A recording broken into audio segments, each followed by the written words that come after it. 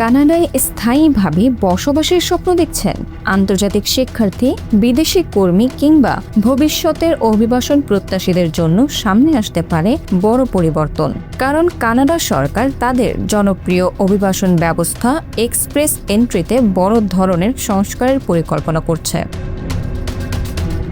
নতুন প্রস্তাব অনুযায়ী ভবিষ্যতে শুধু শিক্ষাগত যোগ্যতা, ভাষা দক্ষতা বা কাজের অভিজ্ঞতাই নয়, আপনার পেশা কানাডার অর্থনীতিতে কতটা গুরুত্বপূর্ণ সেটিও পিআর বা স্থায়ী বাসিন্দা হওয়ার ক্ষেত্রে বড় ভূমিকা রাখতে পারে।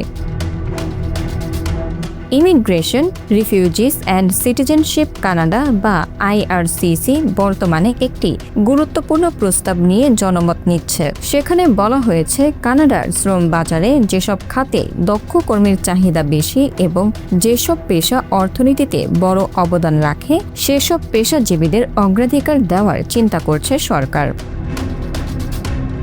সহজ ভাষায় বললে, যদি আপনি এমন কোনো পেশায় কাজ করেন যেখানে কানাডায় তুলনামূলক বেশি বেতন দেওয়া হয় অথবা আপনার কাছে সে ধরনের চাকরির অফার থাকে, তাহলে ভবিষ্যতে এক্সপ্রেস এন্ট্রিতে অতিরিক্ত পয়েন্ট পাওয়ার সুযোগ তৈরি হতে পারে।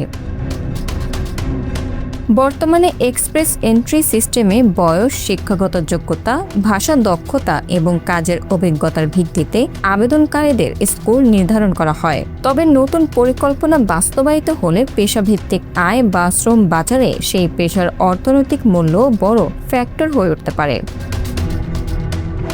কানাডা মনে করছে, উচ্চ দক্ষতা ও উচ্চ আয়ের পেশাজীবীরা দেশটির অর্থনীতিতে দ্রুত অবদান রাখতে পারেন। তারা দ্রুত কর্মসংস্থানে যুক্ত হন, বেশি কর দেন এবং শ্রম বাজারের গুরুত্বপূর্ণ ঘাটতি পূরণে সহায়তা করেন। বিশেষ করে যুক্তরাষ্ট্র, যুক্তরাজ্য ও অস্ট্রেলিয়ার মতো দেশগুলোর সঙ্গে বৈশ্বিক দক্ষ কর্মী আকর্ষণের প্রতিযোগিতায় এগিয়ে থাকতে কানাডা এই কৌশল বিবেচনা করছে। তবে এখনই উদ্বিগ্ন বা অতিরিক্ত আশাবাদী হওয়ার সময় নয়, কারণ এই প্রস্তাব এখনও আলোচনার পর্যায়ে রয়েছে। 24 মে পর্যন্ত এ বিষয়ে জনমত গ্রহণ চলবে। এরপর বিভিন্ন মতামত বিশ্লেষণ করে চূড়ান্ত সিদ্ধান্ত নেওয়া হবে। অভিবাসন বিশেষজ্ঞদের মতে, সবকিছু পরিকল্পনা অনুযায়ী এগোলেও নতুন নিয়ম বাস্তবায়নে আরও 1 থেকে 1.5 বছর সময় লাগতে পারে।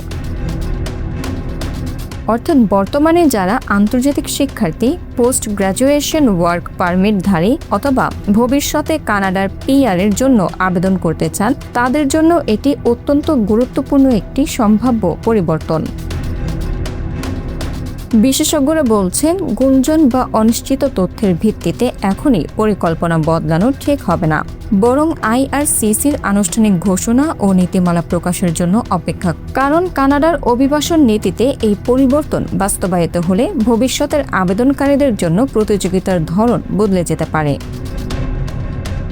সুতরাং যারা কানাডায় স্থায়ীভাবে বসবাসের স্বপ্ন দেখছেন, তাদের জন্য এখন সবচেয়ে জরুরি বিষয় হলো নিজের দক্ষতা, পেশাগত অবস্থান এবং শ্রম বাজারে নিজের মূল্য আরও শক্তিশালী করে তোলা। Bangla affairs news desk.